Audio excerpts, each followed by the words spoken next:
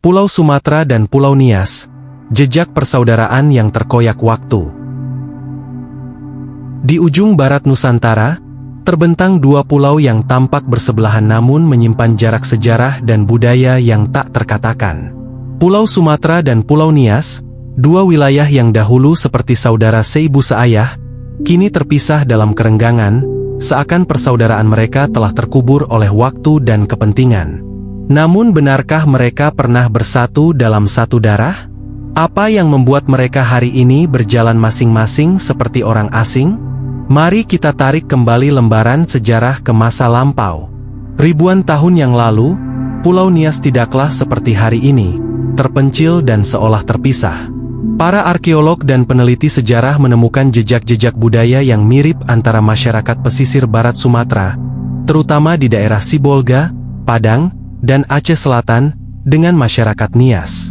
Bahkan, ada teori yang menyebutkan bahwa leluhur orang Nias berasal dari rumpun Austronesia yang sama dengan penduduk pesisir Sumatera, datang dengan perahu-perahu dari Asia Tenggara, menetap, dan berkembang. Dalam narasi rakyat, cerita tentang hubungan dagang dan kunjungan antar pulau sering ditemukan. Masyarakat Nias menjual hasil kerajinan, ukiran kayu, dan hasil alam ke pesisir Sumatera, sementara dari Sumatera mereka mendapatkan kain, garam, bahkan senjata logam. Perahu-perahu dari Nias sering terlihat merapat di dermaga-dermaga Sumatera. Dan sebaliknya, orang Sumatera mengenal Nias sebagai tanah para pejuang dan pemahat agung. Hubungan ini tidak hanya sebatas ekonomi, tetapi juga pernikahan, aliansi budaya, hingga pertukaran tradisi.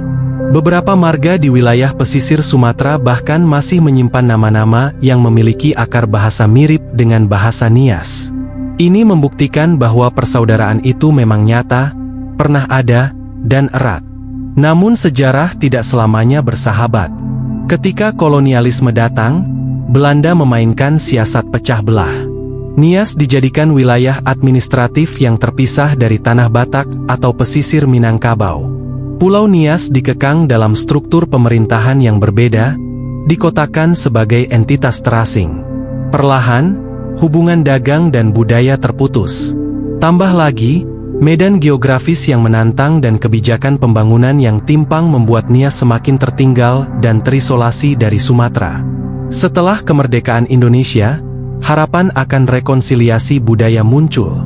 Tapi kenyataan berkata lain. Pembangunan lebih difokuskan ke wilayah daratan besar. Jembatan komunikasi antara Nias dan Sumatera tak dibangun dengan sungguh-sungguh. Pemerintah pusat lebih sering menempatkan Nias dalam bayang-bayang bencana alam, tanpa mengangkat potensi historis dan budayanya. Orang Nias mulai merasa dijauhkan, dilupakan, bahkan dianggap minoritas di tanah yang seharusnya bersaudara. Sementara sebagian masyarakat Sumatera pun, seiring berjalannya waktu, mulai memandang Nias sebagai yang lain, bukan bagian dari narasi besar sejarah Sumatera. Inilah luka yang belum sembuh. Luka karena kehilangan jalinan sejarah. Luka karena kegagalan generasi demi generasi dalam menjahit kembali kain persaudaraan yang telah robek.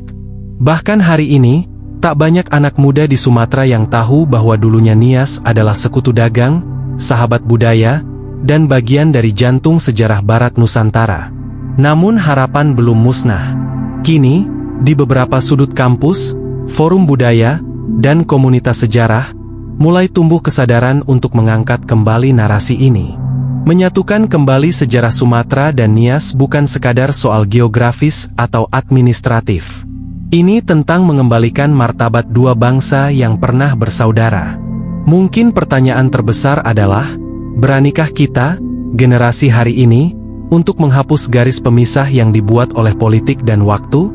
Beranikah kita menulis ulang sejarah yang lebih adil, yang tak melupakan Nias sebagai bagian dari cerita Sumatera? Dan yang terpenting, mampukah kita menyambung kembali tali yang telah lama putus? Tali persaudaraan di antara dua pulau yang pernah saling menjaga, saling menguatkan?